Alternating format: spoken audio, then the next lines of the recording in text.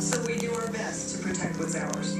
With all the stories out there, some people were surprised that we allow fracking on our land. But we talked with experts and learned the facts about drilling for oil and natural gas. And guess what? It's safe. Safe for our land, our water, and the air. When you know the facts, you understand why we need this now and for the future. Learn the facts at energyfromshale.org. Ocean City, New Jersey, where vacations become traditions.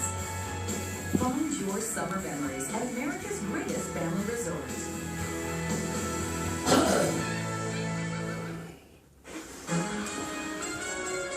Now, from the station working for you, this is ABC 27 News in high definition.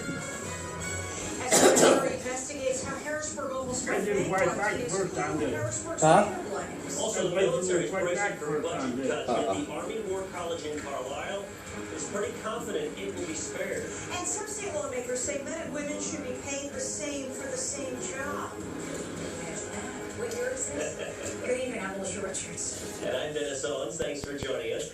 Current Harrisburg Mayor Eric Adams says he testified to a state grand jury, but what about former Mayor Steve Reed? Did he testify? As we first reported to you on Friday, the state attorney general's office is investigating Harrisburg's downward financial spiral during the latter years of the Reid administration. Victims can get better help. The lawmakers are being urged to go further. 8 on your side, government reporter Pete Montini explains how it could change who reports suspected abuse. Governor Tom Corbett signed 3 bills into law Monday, but one was missing. And I hope to see another bill on my desk. Maybe next week it'll be on my desk. That bill expands the burden of reporting sexual abuse in schools and churches. State's victims advocate Jennifer Storm says it will be a major change if lawmakers send it to the governor. I think sometimes laws take time and things need to be worked out. I'm hopeful that it'll get done Now I by had the a end good of time April. before you don't got them all Not coming just in now. employees, but volunteers to report suspected abuse. Well, I think it puts much more responsibility on those that are in positions to protect children, and to make it mandatory that they report is vital. You can't be scapegoated by a loophole in the law anymore.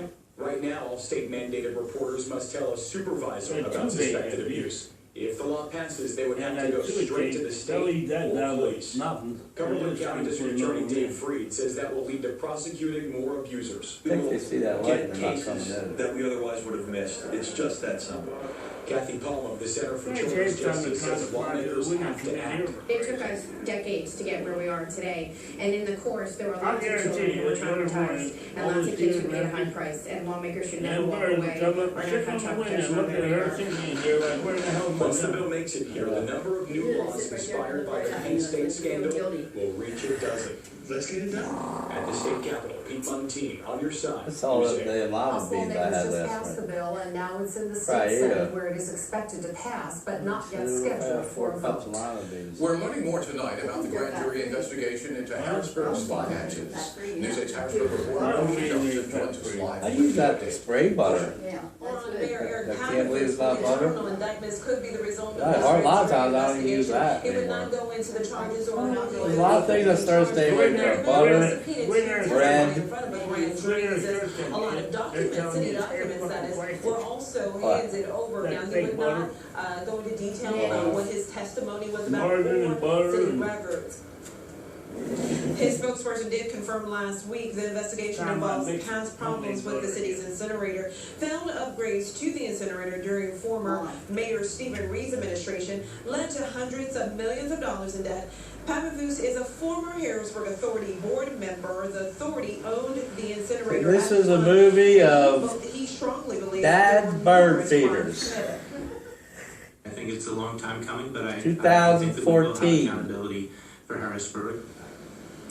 Now, I reached out to former Mayor Linda Thompson to see if she testified before the grand jury. She said, quote, "Today, I have neither been subpoenaed to testify nor How's your otherwise yellow bird requested out to there on testify the pole or in something? any investigation or They Harrisburg's don't want it right there? finances by any law enforcement official. Pretty cool. Previously, I You have can't get the stuff welcomed out.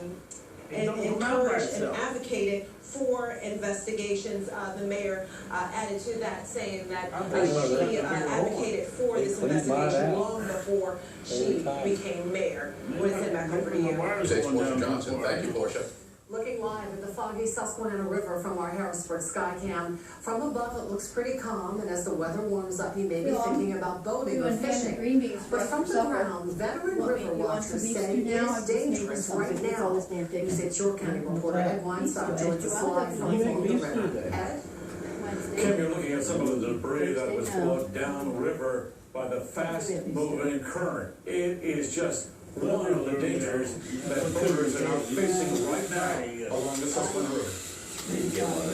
We're at 9 foot of water right here. Veteran fishing guide Dave Newman is in his element along the Susquehanna River near Goldsboro. On this rainy damp day, he is taking 2 men on a fishing trip. The river is running high and the current is swift.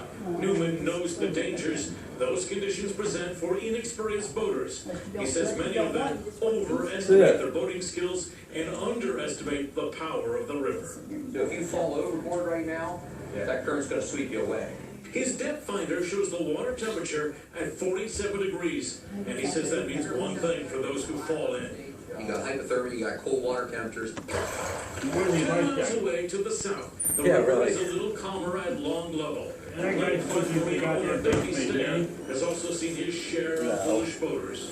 It begins with how to launch a boat, how to start and operate a boat. State regulations require boats to be equipped with safety vests, but Stan says some boaters fail to bring them or wear them. Anchors are another essential piece of equipment that some boaters overlook. It may save your life when your boat is adrift. Make sure you have enough anchor room for the depth you're going to be fishing. Now, if the small open boat you are in capsizes, here are some tips from the Pennsylvania Fish and Boat Commission. First of all, do a head count and check for injury. And if possible, the boat should be turned upright and the water bailed out. It can then be paddled to shore. But the golden rule, according to the Pennsylvania Fish and Boat Commission, is for everybody to stay with the boat. Kim? Thank you, Ed. News 8 meteorologist Matt Moore joins us now with a look at the river levels. Thank you, Kim. The Susquehanna River has been running a little bit high over the past couple of days, certainly with last week's rainfall, and now with today's rainfall, we are continuing to watch them. The good news is we are not expecting it to be a flooding concern. We're looking live again from our Harrisburg Sky Saturday, all week. The Susquehanna has been running kind of high lately, although mainly below the action stage. And the good news is we're actually seeing the river levels along the main stem of Susquehanna are actually dropping. But you see Williamsport, that forecast crest, 10.5 feet. It does go above that action stage of 10 feet. At Sunbury, Harrisburg, and Marietta, we're expecting those forecasts crest probably within the next 24 to 48 hours or so. But they will be forecasted, or they will be cresting, I should say, below the action stages for their relative locations. The Newport on the Newport gauge on the Juneau River expected to forecast crest at 8.1 feet. That's going to happen probably later tomorrow afternoon.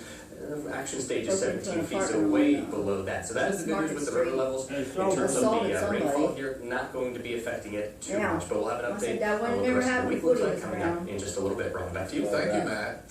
An update from Lancaster County. The coroner has ruled that a woman's death following yesterday was accidental. The fire broke out in a home on the 1000 block of Newport Road in Penn Township. An autopsy performed today indicates that 33-year-old Christina Shungles died of slow ventilation and thermal injuries. She was found in the rear of the house near a window. Another adult escaped safely. The fire chief says the fire started in the kitchen. A state police fire marshal is still investigating the cause. Police in Akron a March 25th jewelry heist at the Kmart store and connected to a similar heist last year. Police released these surveillance pictures from a robbery in June of 2013. Police say both burglaries. The thief broke through the door when the store was closed and took off with jewelry. It's a picture of him on the internet. $1,000 reward for information leading It's a picture on the internet of her boyfriend. News from Dauphin County in about half an hour. Still Borough Council meeting, and the borough's recent water problems are expected to be a hot topic. The State Department of Environmental Protection recently fined Steelton more than $55,000 for treatment problems and reporting violations. Tonight's meeting is at 6:30 in Council. The military is looking for ways to cut its budget, and one plan could put all military installations in the Susquehanna Valley on notice. News 8's Cumberland County reporter Matt Barkell explains the move that could affect thousands of jobs, military and civilian. We have no choice but to get smaller for all of the services.